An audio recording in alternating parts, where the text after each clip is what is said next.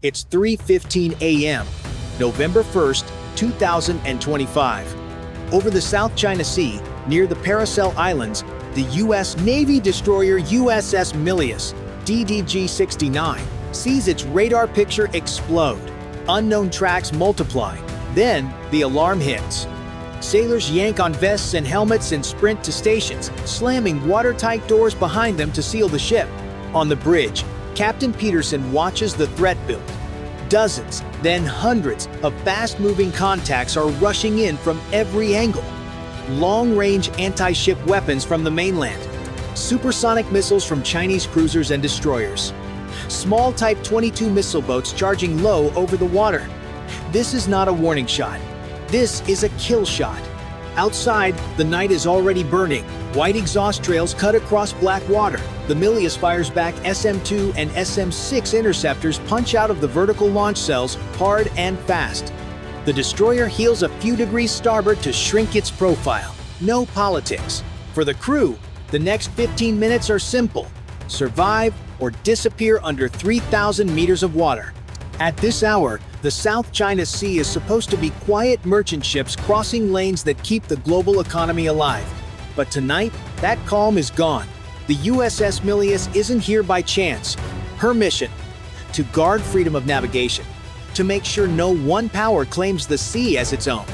For months, US destroyers have shadowed Chinese warships, trading warnings and tight maneuvers. Every sailor aboard Milius knows what's at stake. This destroyer isn't just steel and circuits, it's a message. If she falls, the message says America blinks first.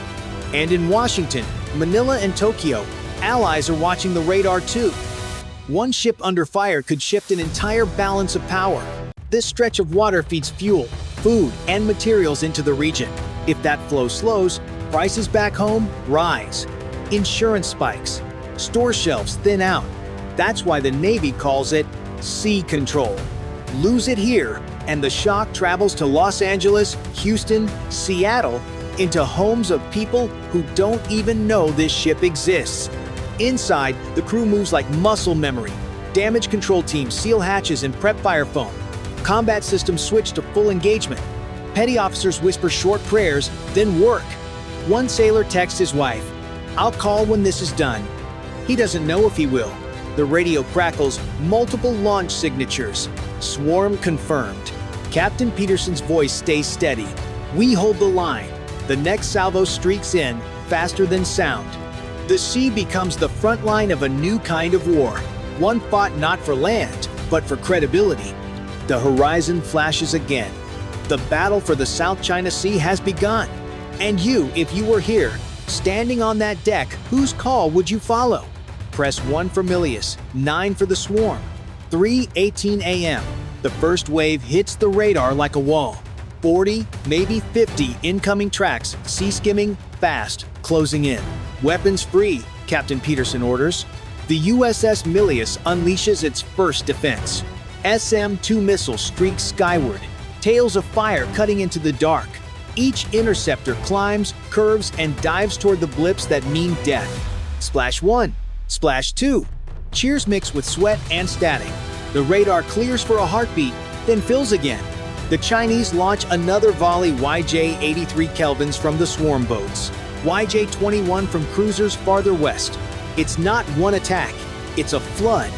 The Aegis system works furiously. Tracking, locking, firing again. The deck trembles with every launch. The smell of jet fuel and cordite fills the air. Inside the Combat Information Center, sailors' voices overlap. Track number 14, braking left.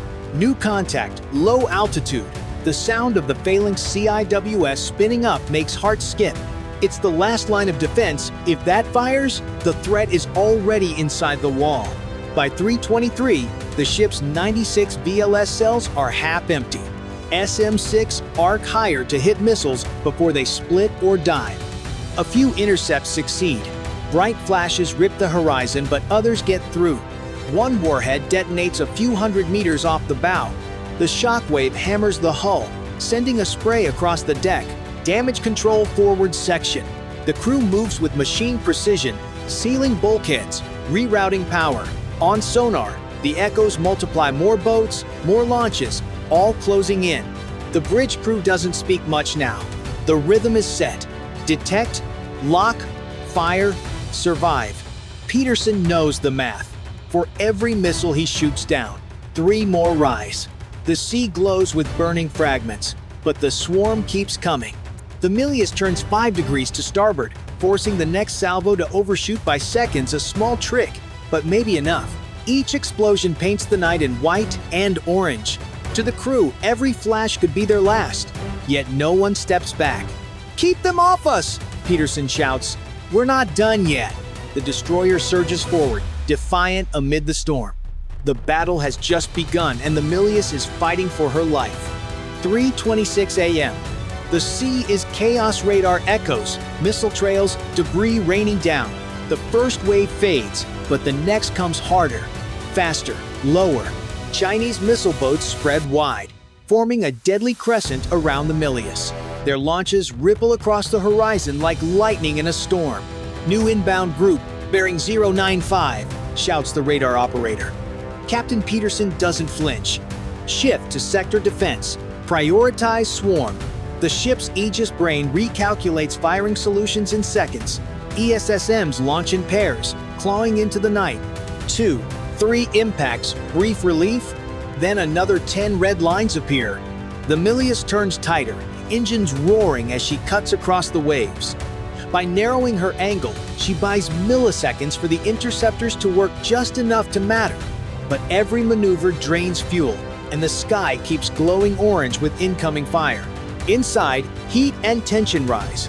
The CIC feels like a pressure cooker, sweat dripping, hands locked on consoles. "We're down to 32 SMs remaining," someone calls. "Make them count," Peterson replies.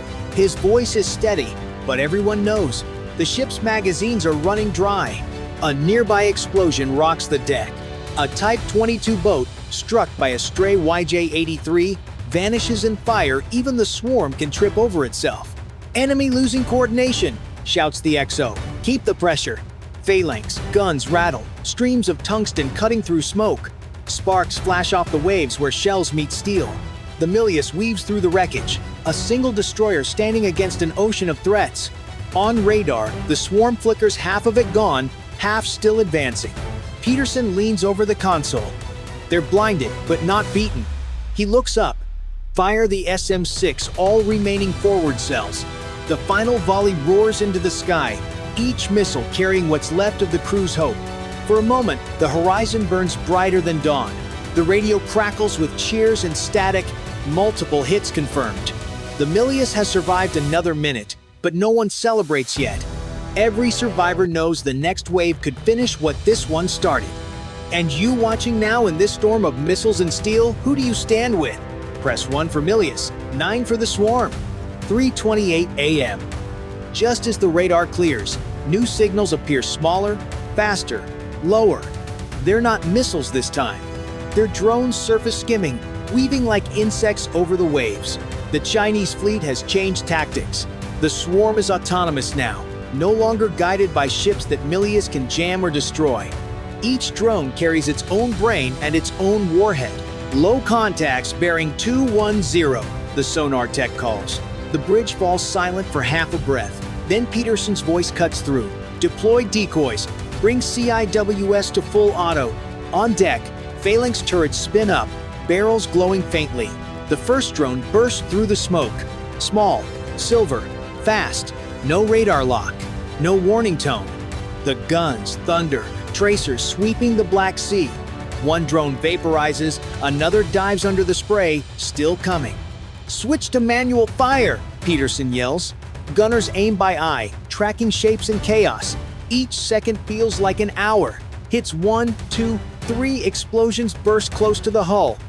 Shrapnel rains across the deck, tearing steel and radar panels. The ship jolts. Fire erupts on the port side. Seawater sprays from ruptured pipes. Damage control rushes in, sealing hatches. The Milius limps through the smoke, still fighting. The captain's calm is gone, replaced by raw focus. They want to blind us, then we blind them back. Launch the last SM-6, target their control node. 2 missiles leap skyward, curving east toward the signal source. Seconds later, a white flash splits the night. The enemy network flickers, then collapses. The swarm loses formation. Some drones spiral out, others crash into the sea. The radar clears. The Milius, scorched and low on ammo, still stands. For the first time in 40 minutes, silence fills the bridge, heavy, alive, 3:33 a.m. The sea is on fire. Waves carry debris, oil, and glowing fragments. The radar shows only a few red contacts left, but they're closing fast. Peterson knows what's coming. The final wave, the largest yet. 2 supersonic missiles, likely YJ-21, boosted from the Chinese cruisers still lurking beyond the horizon. If even one gets through, Milius is done. Brace for terminal run, he orders. The crew grips railings, eyes fixed on the radar sweep. All remaining interceptors online, says the fire control officer. Only a handful of ESSMs remain the ship's last breath of defense. Fire! The missiles erupt from their cells, white flames cutting upward. The destroyer lists 5 degrees, turning hard to minimize profile. Every vibration feels personal. Now every sound could be the last. One ESSM finds its mark. The first YJ-21 vanishes in a flash, but the second keeps coming. Faster, lower, deadlier. Phalanx guns roar to life, the ship shaking under their fury. The system tracks, fires, adjusts. A torrent of tungsten slugs tears the night apart. The incoming missile slices through the tracers, its warhead glowing orange. The impact feels inevitable. Then, a single spark of luck. The Phalanx catches it mid-arc. A blinding explosion blooms just off the port bow. The blast wave slams through the ship, knocking sailors to the deck. Lights flicker. Systems reboot. For a moment, everything is smoke and silence. "Report!" Peterson shouts. "Minor flooding portside, fire contained." The XO grins through soot. She's alive. The Milius floats battered and blackened, but unbroken. The radar is clear. Around them, burning wrecks drift like dying embers. The last wave has failed. Peterson looks out at the horizon, a faint red line of dawn breaking through the smoke. He breathes once. Steady. Damage? Heavy. Ammo? Gone. But mission? Complete. The crew cheers weakly, exhaustion and relief mixing into one sound. Somewhere beyond the haze, the Chinese cruiser turns away. The battle is over for now. The cost is clear. One ship against a swarm, and somehow, the ship still stands. And now you, after everything you've seen, who truly won tonight? Press 1 for Milius, 9 for the swarm. 4:10 a.m. The battle is over, but the silence feels heavier than the noise. The USS Milius drifts at 5 knots, smoke curling from her stacks. Inside, the crew moves like ghosts, exhausted, faces blackened with soot, uniforms soaked with seawater and sweat. The air smells of burned metal and hydraulic oil. Medical teams treat the wounded on the mess deck. 3 sailors are seriously injured, 1 unconscious but breathing. The rest sit in silence, watching sparks fade from the horizon. None of them cheer. They all know how close it was. 1 more missile, 1 more second, and their names would already be carved in bronze. Peterson stands on the bridge, hands on the railing. Around him, consoles flicker and spark. He looks at the sea, a graveyard of wrecks and broken drones, and whispers, "They threw everything at us, and we're still here." For him, survival isn't victory. It's a warning. The next fight won't wait years. It'll come in months, maybe weeks. Across the South China Sea, both sides will call this a success. China will point to the swarm's reach and precision. America will point to one destroyer standing alone and surviving. But the truth sits somewhere in between, a balance tipping toward whoever adapts faster. In Pentagon briefings, analysts will call it the dawn of swarm warfare. Shipyards will work double shifts. Engineers will ask how to make a destroyer fight 1,000 cheap drones without going broke. The sea, once ruled by giants, now belongs to numbers. As the first light of dawn breaks, the Milius heads south towards Singapore for repairs, tilted, wounded, but proud. The stars fade behind her, and the sun rises over the wreckage of a new kind of war. Because tonight proves something no admiral wanted to admit: Aegis isn't invincible. Every defense has a breaking point, and now the world knows where that line begins. If you were watching from that bridge after everything, would you bet on strength or on swarm? Press 1 for Milius, 9 for the swarm. It's 1:30 CST on the 5th of September 2025. In the South China Sea, about 150 nautical miles west of Luzon, the USS Ronald Reagan plows through black water under a moonless sky. The bridge is bright, tense. Scope operators trade quick glances. Unknown tracks flower across their screens in tight swarms, then split, merge, and sprint. Alarms erupt. Sailors snap to general quarters. Hatches slam. Boots hammer steel decks. On the flight deck, yellow shirts wave, engines whine, and the first Super Hornets claw into the night. Outside the carrier's skin, flashes glint low on the horizon. Something is inbound and closing fast. A data window spasms, then freezes, then returns with new contacts that don't quite make sense. The Aegis watch calls out bearings. Numbers disagree. A petty officer swears the sea is empty, yet the radar insists it is crowded. For a long half-minute, nobody can tell which blips are real and which are ghosts, and the decision that follows might decide whether this ship survives or sinks. The South China Sea isn't empty blue on a map, it's a working highway. Tankers move oil and gas. Freighters haul chips, phones, grain, medicine. Those ships keep lights on in Manila, factories running in Shenzhen, and shelves stocked in San Diego. To keep that flow safe, the USS Ronald Reagan and her escorts sweep this corridor like a moving guard. Their wake says the sea stays open for everyone. That promise deters pirates and bullies. It also paints a target. Across the horizon, the People's Liberation Army Navy presses closer each season.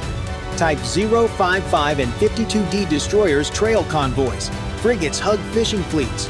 Y-9 electronic warfare planes sniff for gaps. J-20 fighters test Allied airspace, then vanish.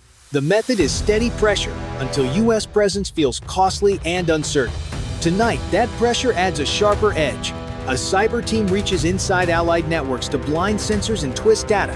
If they can make a carrier group doubt its own picture, they don't need to fire first. Doubt does the job. For the crew, the stakes are human before strategic. If defense fails, sailors die. If the Reagan is damaged or forced back, allies wonder who rules these waters. Insurance jumps. Shippers reroute. Assembly lines pause for parts that never arrive. Stores notice, then families do. For Washington, the question is credibility. Can America still keep lanes open under stress? The objective is simple. Survive, hold the corridor, and prove the picture can be cleaned faster than the enemy can corrupt it. That means finding real tracks, deleting ghosts, and restoring trust while jets stay airborne and escorts lock shields. If you think the US must hold this line tonight, press 1" the comments. If you believe China is seizing the initiative, press 9. 1:45 CST. The Reagan's Combat Information Center is a hive of motion. On the radar wall, 10 fresh tracks light up, closing fast. Operators call bearings, but the picture flickers with ghosts. The commander makes the call anyway. Weapons free. Seconds matter. The first line of defense comes from the escorts. USS Chung Hoon, an Arleigh Burke-class destroyer, spits a salvo of standard missiles into the sky. Tubes cough, hatches slam, and contrails carve white scars over black water. Those interceptors buy second space for the carrier to launch more jets. Back on the Reagan, the flight deck is chaos, but trained chaos. Steam catapults fling FA-18EF Super Hornets into the dark, burners roaring. Pilots snap into formation, climbing toward the unknown. Each Hornet carries air-to-air missiles, ready to thin the wave. In jamming suites, EA-18G Growlers light up pods, pushing back against enemy radar with electronic noise. But the threats keep multiplying. Some tracks break high, others skim sea level. The Aegis combat system links with the cruiser's sensors to coordinate fire. It's like juggling knives in a storm. Each decision risks a gap. USS Antietam, the Ticonderoga-class cruiser, launches another ripple of standards, while close-in radars spin hunting leakers. Above, the Super Hornets find their first targets: drones, fast and erratic, missile streak, detonations flash like fireworks. Some drones vanish mid-air, others push through. Pilots report strange movements tracks that don't exist outside the scope. Cyber trickery mixes with steel, and every false contact risks wasting a missile. In the depths, the Virginia-class submarine slides silent, stalking enemy ships. Its mission: keep Chinese destroyers honest. If the surface fight goes bad, torpedoes are the ace in reserve. By 2, the horizon is alive with fire. Standards arc. Hornets dive and climb. Radar screens blink and lie. High above, an E-2D Hawkeye circles, fighting to stitch a clean picture. A 8 Ampere's Poseidon seeds sonobuoys off the beam, listening for a torpedo shot. In CIC, a data purge blanks the screens, then rebuilds the plot from trusted sensors. Every intercept feels like a guess between phantom and real, and still, the wave comes on. 2:20 CST. The first intercepts thin the sky, but the fight is far from over. Several hostile drones slip past the missile shield, smaller and harder to hit. USS Chunghoon guns thunder, knocking down 2, but others break through. Sparks spray as fragments fall into the sea. The Reagan shifts a few degrees, angling its hull to narrow the target profile. Every move is calculated. Survival is geometry. Close-in defenses activate. Phalanx CIWS turrets whir, barrels spinning, spewing streams of tracer rounds. Bright red arcs stitch across the night, cutting down more drones. Still, 2 slip dangerously close. The crew braces. One detonates prematurely, shredded by fire. The other streaks toward the carrier before a last burst knocks it into the water. Cheers rise, but nobody relaxes. Overhead, growlers pump out more jamming, trying to peel back the electronic fog. Yet confusion lingers. Screens still show ghosts that don't exist. Sailors double-check bearings by voice, shouting across the combat deck. Old-school methods in a digital fight. It buys clarity, but costs speed. Seconds are everything when missiles may follow drones. The pressure builds further. From the east, new signatures appear. Fast movers, maybe fighters, maybe decoys. From the west, surface contacts shift. Type 52D destroyers maneuvering into positions that look like a trap. The Reagan sits in the middle of an invisible vice, forced to fight blind while the enemy dictates tempo. Every officer knows. One mistake, one missed track, and a billion-dollar carrier could take a hit that changes the balance of the whole region. Down below, engineers purge systems again, scrubbing malware one circuit at a time. Sweat drips as they reset networks under battle conditions, racing to give the ship a clean picture. Above them, pilots fly by instinct, trusting wingmen more than radar. This is no longer just a skirmish, it's a contest of nerve. If defenses crack, the enemy wins more than a kill. They win the message that US shields can be pierced. And here's a challenge for you. If you think the US will hold the line under this pressure, hit 1 inch the comments. If you believe China's tactics are breaking through, press 9. And don't forget to subscribe so you don't miss the next battle update. 2:45 CST. Just as the crew begins to steady, the fight shifts again. Screens clear for a moment, then flood with new signatures smaller, faster, hugging the sea. These aren't the lumbering drones from earlier. They skim waves at near supersonic speed, nearly invisible against surface clutter. The first YJ-18 anti-ship cruise missiles are inbound. The twist is brutal. The cyber attack wasn't only to blind sensors, it opened the door for these missiles, slipping through confusion. By the time tracks are confirmed, the weapons are already inside the danger zone. Close-in weapons engage. The order snaps across decks. Reagan heels to port, crew bracing. Escorts pivot to shield her, firing interceptors in rapid sequence. Standard missiles rise, but every shot is a race against time. On deck, Super Hornets dive lower, desperate to thin the wave before it reaches the ships. Growlers jam guidance signals. Every second shaved could mean survival. Below, damage control teams ready hoses and seal bulkheads, braced for impact they hope never comes. The crew knows, if even one missile slips through, it can tear open the carrier, cripple flight ops, and kill hundreds. The horizon flares as intercepts score hits, but gaps remain. More missiles hug the sea, darting like predators too fast to swat. For the commander, the choice is stark. Commit the last layers of defense now, or hold them for what may come next. CIWS guns spin, tomahawks sit unused, submarines wait silently.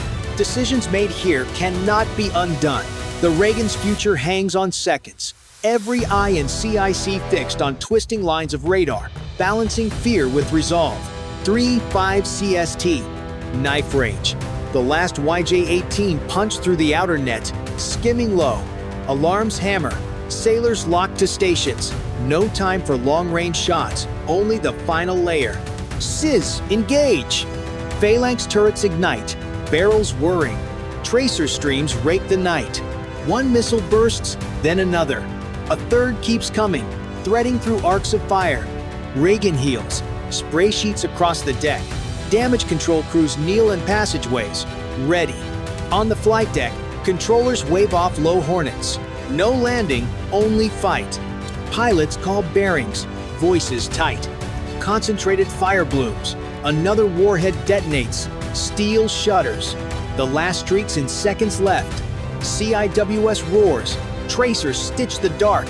The missile shudders and breaks apart. Debris slams the sea. The ship shakes. A breath of silence follows. Above, Super Hornets bank hard, swatting the final drones. Growlers jam until pods run hot. The E-2D tightens its orbit, stitching a cleaner plot. Below, sailors exhale. They are still here.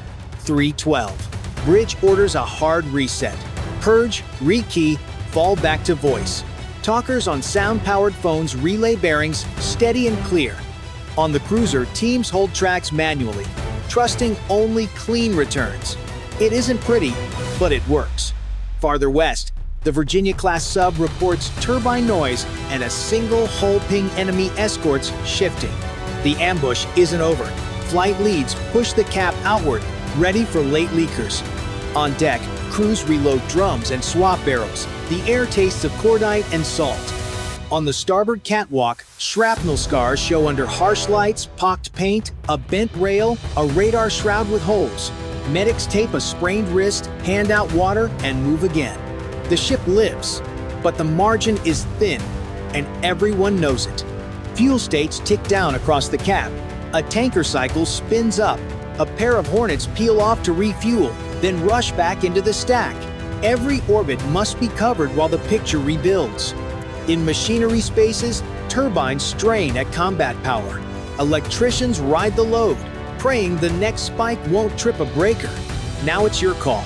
If you believe the US truly held the line here, press 1 the comments. If you think China came closer than ever to breaking through, press 9 and subscribe so you're here for the final reckoning. 3:40 CST. The sea falls quiet. Smoke drifts over the Reagan. Its deck scarred but still intact. Crews sweep wreckage into the dark water, boots crunching on shrapnel. For the moment, the carrier lives. Yet the cost is more than steel. Hours of exhaustion hang heavy on every face. Each sailor knows how close they came. Word spreads fast. Satellite links buzz, reporting the encounter to Washington, Tokyo, and Manila. For US leaders, the headline is survival. America's shield held. But the subtext is harder. China pushed through layers of defense, combined cyber warfare with salvos, and nearly cracked a nuclear carrier. Allies cheer the defense, yet whisper about the strain. Enemies note where the armor bent. For the PLA Navy, the lesson is clear. They forced the Reagan into chaos and made her fire expensive interceptors at cheap drones and decoys. Even without a kill, the message lands. They can reach close, they can impose costs, and next time they may press further. Strategically, the night proves both sides are locked in a spiral. Each adapts, each probes for the weakness of the other.